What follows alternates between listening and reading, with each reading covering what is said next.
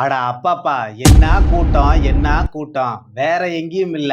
நம்ம மடத்து குளத்துல தான். களத்த பார்த்துட்டு தான் தமிழக தேர்தல்ல அண்ணாமலையே போதுன்னு ஒதுங்கி விட்டாரா அமித்ஷா. மோடியை அச்சுறுத்தும் விதமாக பேசிய ஸ்டாலினுக்கு உடனடியாக பதிலடியை கொடுத்த அண்ணாமலை. என்டிஏவிற்கு சாதகமாக களத்தை மாற்றிய அண்ணாமலை. தமிழக தேர்தல் களத்தில் அண்ணாமலையை முந்துவாரா பிரதமர் மோடி அவர்கள்? உண்மை நிலை என்ன இந்த வீடியோவில் பார்க்கலாம். அதற்கு முன்பாக நமது சேனலை சப்ஸ்கிரைப் செய்து கொள்ளுங்கள். அனைத்து தமிழ் நெஞ்சங்களுக்கும் அன்பு வணக்கம்.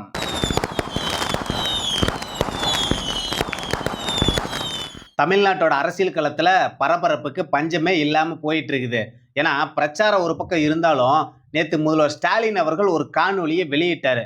அந்த காணொலியில நேரடியா பிரதமர் அவர்களுக்கு ஸ்டாலின் அவர்கள் எச்சரிக்கை விடுக்கும் விதமாக கடைசி எச்சரிக்கை என்ற ஒரு வார்த்தையை பயன்படுத்தி பிரதமர் அவர்களுக்கு எச்சரிக்கை விடுத்திருக்கிறார் முதல்வர் ஸ்டாலின் அவர்கள். இதெல்லாம் எதுக்கு அப்படின்னா, பாராளுமன்றத்துல மகளிர்களுக்கு இடஒதுக்கீடு பிரதமர் அவர்கள் கொண்டு வராரு.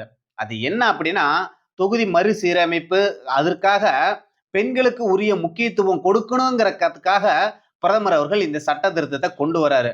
அது பாத்தீங்கன்னா தமிழ்நாட்டுக்கு பாதகமா முடியும்னு ஸ்டாலின் அவர்கள் இப்பவே இதை வச்சு தேர்தல் களத்துல பிரச்சாரம் பண்ணிட்டு இருக்கிறாரு. ஆனா நம்மளோட அண்ணாமலை அவர்கள் இருக்காரு, அவர் மீண்டும் அவரோட ஸ்டைல் பழைய ஸ்டைல்ல எப்படி பேசுவாரோ அதே மாதிரியே நேத்து பத்திரிகையாளர் சந்திப்புல ஸ்டாலின் அவர்களை பிரிச்சு மேஞ்சி எடுத்துட்டாரு. ஏன்னா ஸ்டாலின் அவர்கள் கூட இந்த சட்ட திருத்தம் பாத்தீங்கன்னா எதிராக இருக்கு, இது நிறைவேற்றுறதுக்கே விடமாட்டோம், அப்படி நிறைவேற்றினீங்க அப்படின்னா தமிழ்நாடு ஸ்தம்பித்து போகும், 50-60 காலகட்டத்துல பார்த்த திமுகவை இப்ப பார்க்க போறீங்கன்னு சொல்லி எச்சரிக்கை விட்டுருக்கிறாரு ஸ்டாலின் அவர்கள். 50-60 காலத்துல எப்பயாச்சும் திமுக காரங்களோ திமுகவோட குடும்ப உறுப்பினர்கள் யாராச்சும் தீ குளிச்சு செத்தாங்களா அப்படின்னா இல்ல. ஏன்னா அப்பாவி மக்களை வச்சு இவங்க அரசியல் பண்றது தான் இவங்களோட கடந்த கால வரலாறாவே இருந்துகிட்டு இருக்குது. இதுதான் அண்ணாமலை அவர்கள் இந்த பூச்சாண்டி வேலையெல்லாம் அறிவாலயத்துலதான் வச்சுக்கணும், உங்க கட்சி நிர்வாகி கிட்ட தான் வச்சுக்கணும். இது பொது வழியில மக்களை அச்சுறுத்தும் வகையில பிரதமர் அச்சுறுத்தும் வகையில பேசுறதெல்லாம் சரியா இருக்காது. நீங்க பிஜேபியும் நீங்க பார்க்க வேண்டியதா இருக்குன்னு சொல்லி அவரோட ஸ்டைல்ல முதல்வர் அவர்களுக்கு உடனடியா பதிலடியும் அண்ணாமலை கொடுத்திருக்கிறாரு. ஏன்னா இதுதான் தமிழ்நாட்டுல பாஜகவுக்கு கடந்த ஒரு வருஷம் மிஸ்ஸிங்கா இருந்துச்சு அப்படிங்கிறதா நம்மளுக்கெல்லாம் ஒரு எண்ணமாவே இருந்துச்சு. மறுபடியும் அண்ணாமலை அவர்கள் ஃபார்முக்கு வந்துட்டாருங்கிறதா நேற்று அவரோட பத்திரிகையாளர் சந்திப்புல இருந்தே பார்க்க முடியுது. ஏன்னா ஸ்டாலின் அவர்கள் நேரடியா பிரதமர் அவர்களுக்கு எச்சரிக்கை விடுத்ததுதான் உடனடியா அண்ணாமலை அவர்களும் பத்திரிகையாளர் சந்திப்புல ஸ்டாலினுக்கு பதிலடியும் கொடுத்துட்டாரு. அண்ணாமலை பிரச்சார களத்துக்கு வந்ததுக்கு அப்புறம்தான் என்டிஏவுக்கே ஒரு களம் சாதகமா மாறுதுங்கிறது தான் கள நிலவரமாகவும் இருக்குது. ஏன்னா இப்போ ஒருபடி என்டிஏ முன்னேறி போயிட்டு இருக்குது. ஏன்னா திமுக பிரச்சார களத்துல பல குளறுபடிகள் செஞ்சிட்டு இருக்கிறாங்க, தனி மனிதல் தாக்குதல்லாம் நடத்திட்டு இருக்கிறாங்க. அதை தான் அண்ணாமலை அவர்கள் அதெல்லாம் அந்த டாபிக்குள்ளேயே போகாம எல்லா தலைவர்களும் நாகரிகமா பேசணும், ஒரு தலைவர் இன்னொரு தலைவர் தரக்குறைவான வார்த்தைகளை திட்டுறதெல்லாம் நம்மளோட கலாச்சாரமே இல்லை அப்படின்னு அவரோட ஸ்டைல்ல அந்த தொகுதியில என்ன பிரச்சனை, அந்த வேட்பாளர்களோட பலம் என்ன அப்படிங்கிறதான் அண்ணாமலை அவர்கள் மக்கள் கிட்ட கொண்டுட்டு போயிட்டு இருக்கிறாரு. இதுதான் கொஞ்சம் கொஞ்சமா தேர்தல் களம் என்டிஏவிற்கு சாதகமா மாறிக்கிட்டே வருது. அண்ணாமலையோட பிரச்சாரத்தை பார்த்து தான் மக்களோட மனசும் கொஞ்சம் கொஞ்சமா மாறிக்கிட்டேங்கிறதான் கள நிலவரத்துல இருக்கக்கூடிய உண்மையான விஷயமாவும் இருக்குது. நேத்து கூட அண்ணாமலை அவர்கள் மடத்த குளத்துல பிரச்சாரம் பண்ணாரு. என்ன கூட்டம், என்ன கூட்டம். அண்ணாமலை போனதுலயே நேற்றைய மரத்துக்குள்ள கூட்டம் தான் செம்ம ஆறாவாரமா பூரிப்பா நடந்துச்சு. ஏன்னா மடத்துக்குளம் கூட்டத்துக்கு முன்னாடி கூட அவர் சென்னையில இருந்து உடனடியா அவரு கோவை உடனடியா மடத்துக்குளம் போனாரு. மனுஷன் தீவிரமா களத்துல உழைச்சிட்டு இருக்கிறாரு அண்ணாமலை அவர்கள்.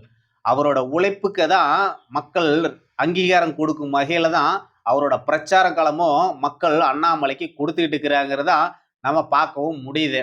அண்ணாமலையோட பிரச்சாரம் செய்ய ஆரம்பிச்சதுக்கு பார்த்துட்டு தான் அங்க இருக்கக்கூடிய எழுச்சியை பார்த்துட்டு தான் அமித்ஷா அவர்களே தமிழ்நாடோட பிரச்சார காலத்துக்கு அண்ணாமலை தான் சரியான தேர்வா இருப்பாரு, அவரோட தலைமையிலேயே நடக்கட்டும்னு அமித்ஷாவே ஒதுங்கிட்டாருங்கிறதான் டெல்லியில இருந்து தகவல் வருது.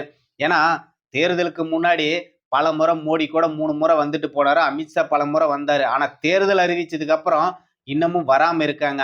ஏன்னா, இன்னைக்கு பிரதமர் அவர்கள் கன்னியாகுமரிக்கு பிரச்சாரம் பண்ண வராரு. அங்க கூட அண்ணாமலையோட பேச்சு தான் அங்க எடுபடுதே தவிர தமிழ்நாட்டுல, மோடி அவர்களோ, அமித்ஷா அவர்களோட பேச்சு தமிழகத்துல எடுபடலங்கிறது தான். அது அண்ணாமலைய வந்து பிரச்சார களத்துல வெற்றி பெறுவாரா மோடிங்கிறது தான் மிகப்பெரிய ஹாட் டாபிக்கா இருக்குது. என்னதான் பிரதமரா இருந்தாலும், மக்கள் அண்ணாமலையோட பேச்ச தான் ஈர்க்கிறாங்க. கவரும் வகையில பேசுறாரு. அவருக்குன்ற ஒரு பேச்சுல ஒரு காந்த சக்தி இருக்கிறத களத்துல நிரூபிச்சுக்கிட்டே இருக்கிறாரு அண்ணாமலை அவர்கள். இன்னையோட பிரதமர் அவர்களுடைய ரோடு ஷோ நிகழ்ச்சியில் கூட அண்ணாமலை தான் கூட இருக்க போறாரு.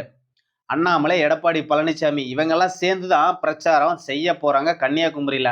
அண்ணாமலையை தவிர்த்து விட்டு பிரச்சாரம் செய்யறது வேஸ்ட்டுன்னு பிரதமர் அவர்களே லேட்டா தான் புரிஞ்சுக்கிட்டாருன்னு தான் நமக்கு எல்லாம் தோணுது. ஏன்னா, அந்த மாதிரி தான் இன்னைக்கு களம் வந்து மாறிக்கிட்டே இருக்குது. நேரடியா ஸ்டாலின் அவர்கள அண்ணாமலை கடினமா விமர்சித்துட்டு வராரு. திமுகவோட கடந்த கால வரலாறுகள கடந்த 5 வருஷமா தமிழ்நாட்டுல அவங்களோட ஆட்சி காலத்துல பெண்களுக்கு பாதுகாப்பு இல்லாத விஷயம், ஏழைகளுக்கு எந்த விதமான நலத்திட்டங்களும் இல்லாத விஷயம், இளைஞர்களுக்கு முக்கியத்துவமே இல்லாத விஷயம், மகளிர்கள பத்தி பேசுறவங்க இவங்க இந்த மகளிர்களுக்கு உரிமை தொகை குடுத்தன்னு தான் பேசுறாங்களே தவிர, மகளிருக்கு அடுத்து பல ஆண்டுகளுக்கு நியாயமா கிடைக்கக்கூடிய மகளிர் இடஒதுக்கீட்ட இவங்க எதுக்குறாங்கங்கிறதையும் மக்கள் மனசுல வச்சுக்கிட்டே வராரு அண்ணாமலை அவர்கள். இதுதான் இன்னைக்கு திமுகவுக்கு மிகப்பெரிய எரிச்சலாவும் அமைஞ்சுகிட்டு இருக்குது. ஏன்னா, திமுக பேச முடியாத ஒரு சில விஷயங்கள்லாம் கூட்டணி கட்சி வச்சு பேசிட்டு இருக்கிறாங்க. ஏன்னா, திருமாவளவன் கூட கடலூர்ல பிரச்சாரத்துக்கு போகும்போது, இந்த பலாப்பழத்துல ஈ முக்கிற மாரி திருமாவளவன் கேங்க அவரோட கார் மேல வண்டியில ஏறி ஒட்டிக்கிட்டாங்க. இப்படிதான். ஏன்னா, இன்னைக்கு விஜய் ஒரு பக்கம் அப்படி இருந்தாலும், திருமா வந்து அடங்கமறு, அத்துமீறு, திமிரி எருன்னுலாம் பேசுவாரு. இன்னைக்கு அவருக்கே அங்க அடக்கவும் முடியாம, திமிறி எழவும் முடியாத ஒரு சூழல்ல தான் திருமாவளவன் திமுக கூட்டணியில இன்னைக்கு மாட்டிக்கிட்டு இருக்கிறாருங்கிறது தான் உண்மையா விஷயமா இருக்குது. அது மட்டும் இல்லாம, இன்னைக்கு அதிமுக வெற்றி பெற்றா ஹெச் ராஜா சிஎம் ஆயிருவாருன்னுலாம் எப்படி எப்படிலாம் வந்து பிரச்சாரத்துல பேசிட்டு இருக்கிறாங்க பாருங்க. இவங்களுக்கு கடந்த 5 வருஷமா நான் இதெல்லாம் செஞ்சேன், சாதிச்சேங்கிற சாதனைய பத்திலாம் பேசாம, இவங்களுக்கு ஒரே நோக்கம் மோடியை எதிர்க்கணும், பாஜகவை எதிர்க்கணுங்கிறத மட்டும் தான் இவங்க மையமா வச்சுக்கிட்டு களத்துல பேசிட்டு இருக்கிறாங்க. ஏன்னா, திமுகல மு திருமாவளவனுக்கு வெற்றி பெற்றாலும் ஒரு அமைச்சர் பதவியும் குடுக்க போறதில்ல. துணை முதலமைச்சராச்சும் குடுக்கணுமா? குடுக்க மாட்டாங்க. ஏன்னா, அதெல்லாம் உங்க குடும்ப சொத்து. அவ்வளவு ஏன் திருமாவளவன் இந்த தேர்தல்ல போட்டியிடவே திமுக விடலன்னா பார்த்துக்கங்களேன். ஆனா, அதுக்கு தான் இந்த திருமாவளவன் திமுகவுக்கு முட்டு கொடுத்துக்கிட்டு, இன்னைக்கு களத்துல இருக்கிறாரு.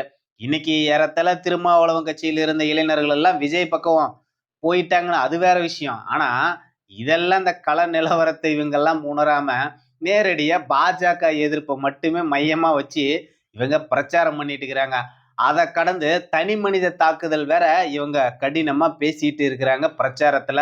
உதயநிதி ஸ்டாலினும், முதல்வர் மு.க. ஸ்டாலினும். ஏன்னா, இதுதான் இன்னைக்கு பிரச்சாரத்துல இன்னைக்கு பேசிட்டு இருக்கிறாங்க. ஏன்னா, ஆராசா கூட ஒரு ஆடியோலாம் வெளியிட்டாரு. அதுல என்ன பேசினாரு? ஸ்டாலினுக்கு திறமையே இல்ல. அவருக்கு கட்சி நிர்வாகம் பண்ணக்கூடிய எலிஜிபிலிட்டியே இல்லங்கிறதெல்லாம் பேசினாரு. அது என்னவோ அவரு பேசின ஆடியோ வெளிவந்தது வந்தது. அவர திமுக எந்த பிரச்சார கூட்டத்திலயும் கலந்துக்க கூடாதுன்னு உத்தரவு போட்டுட்டாங்களாமா. அதனால என்னவோ இன்னைக்கு பிரச்சார களமே திமுகவோடது ரொம்ப சலித்து போற அளவுக்கு தான் இன்னைக்கு நடந்துகிட்டு இருக்குது. ஏன்னா, அவசர அவசரமா இன்னைக்கு ஸ்டாலின் கூட நம்ம மாவட்ட செயலாளர் கூடலாம் காணொளியில கூட்டம் நடத்துறாரு. அது என்ன அப்படின்னா, இன்னைக்கு பாஜக கொண்டு வரக்கூடிய மகளிர் இடஒதுக்கீடு திட்டத்த, அது தீவிரமா எதுக்கணும், மக்கள்கிட்ட கொண்டுட்டு போகணும்னு பேசுறாரு. அத பத்தி தான் பேசப் போறாரு. ஏன்னா, இவங்க தான் இந்த சட்டமன்ற தேர்தல்ல பெண்களுக்கு எவ்வளவு முக்கியத்துவம் குடுத்தாங்க. கிட்டத்தட்ட அவங்களும் 170 தொகுதியில போட்டியிடுறாங்க. அதுல பெண்களுக்கு 20 கூட குடுக்கல. இந்த லட்சணத்துல தான் இன்னைக்கு மோடி கொண்டு வர திட்டத்த இவங்க எதுக்குறாங்க. பாருங்க எப்படியெல்லாம் வந்து தமிழக மக்களை ஏமாத்தி, இவங்க வாக்கு வங்கிக்காக மட்டும் தான் தமிழக பெண்கள வந்து பயன்படுத்துறாங்கங்கிறது தான் உண்மையா விஷயமா இன்னைக்கு நடந்துட்டு இருக்கு. அததான் இன்னைக்கு திமுக செய்யக்கூடிய அரசியலாவும் இருக்குது. இத நம்ம புரிஞ்சுக்கணும் திமுகவோட அரசியல. இதுக்கு நம்ம இந்த திமுகவோட இந்த அரசியல உடைக்க வேண்டிய பொறுப்பும், கடமையும் நம்மளுக்கு இருக்கு. பார்க்குற உங்களுக்கும் இருக்கு. நம்மளும் தீவிரமா களமாட வேண்டிய சூழல் தள்ளப்பட்டிருக்கிறோம். ஏன்னா, இந்த இன்னும் அடுத்த 10 நாள் கூட நமக்கு இன்னைக்கு பிரச்சார களங்கிறது இல்ல. அதுக்குள்ள இன்னும் திமுக என்னென்னலாம் வேலையெல்லாம் சித்து வேலைகள்லாம் செய்வாங்களோங்கிறது நமக்கு தெரியாது. ஏன்னா, இந்த பெண்கள் இடஒதுக்கீடுங்கிறது ஏற்கனவே முடிவான ஒரு விஷயம் தான். பிரதமர் மோடி அவர்கள் ஏற்கனவே பாராளுமன்றம் புதுசா கட்டும்போதே, ஏறத்தாழ 850 பேர் அமரக்கூடிய வகையில தான் அந்த பாராளுமன்றமே கட்டி முடிச்சிருக்கு. அதனுடைய நோக்கங்கிறது இன்னைக்கு நேத்துலாம் இல்ல. மகளிர் இடஒதுக்கீடு கொண்டு வந்து நாடாளுமன்ற உறுப்பினர் எண்ணிக்கை உயர்த்த போறது ஏற்கனவே முடிவான ஒரு விஷயமா தான் இருக்குது. அத முன்னாடியே அறிஞ்சு தான் பிரதமர் அவர்கள் பாராளுமன்றத்தையும் அத கட்டி முடிச்சாரு. அதுதான் இன்னைக்கு கொண்டு வரப்போறாங்க. வர 29 தேர்தல்லயே இது சாத்தியப்படுத்துறதுக்கு உண்டான வேலையும் மத்திய அரசு தீவிரமா இறங்கிருச்சு.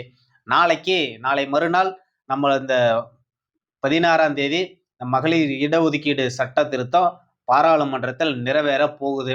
அதற்கு முன்பாடி பிரதமர் அவர்கள் தமிழக தேர்தல் பிரச்சார களத்துக்கு இன்னைக்கு வராரு. நேரா திருவனந்தபுரத்துல இறங்கி கன்னியாகுமரியில பிரச்சாரம் முடிச்சுட்டு, ரோடு ஷோ முடிச்சுட்டு உடனடியா திருவனந்தபுரம் போய் அவர் டெல்லி போறாரு. இதுதான் இன்னைக்கு பிரச்சார களமாவே இருக்குது. திரு அண்ணாமலை அவர்கள் நேற்றையோட பிரச்சார களமே வேற லெவல்ல இருந்துச்சுன்னு தான் நாம் சொல்லணும். ஏன்னா, அவர் தொடர்ந்து வால்பாறை, கிணத்துக்கடவு ஒரு சில தொகுதிகளுக்கெல்லாம் ரொம்ப வேகமா போயிட்டே இருக்கிறாரு. ஏன் அப்படின்னா, நேத்து மதியம் வரையிலும் சென்னையில இருந்தாரு. உடனடியா பார்த்தீங்கன்னா, மடத்துக்குளத்துல இருக்கிறாரு. உடனே வால்பாறை அங்க போறாரு. உடனே கிணத்துக்கடவு போறாரு. இப்படியே தொடர்ந்து உடுமலை போறாரு.